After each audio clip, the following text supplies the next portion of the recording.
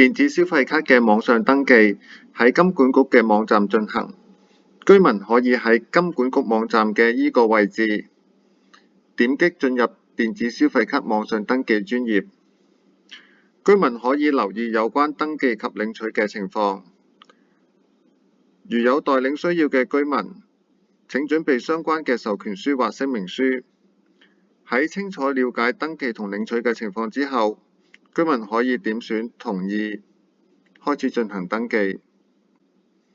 首先，點擊電子消費卡登記，輸入證件號碼、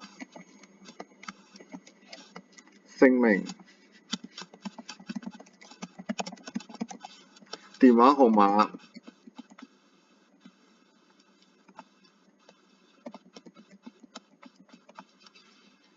選擇領取機構、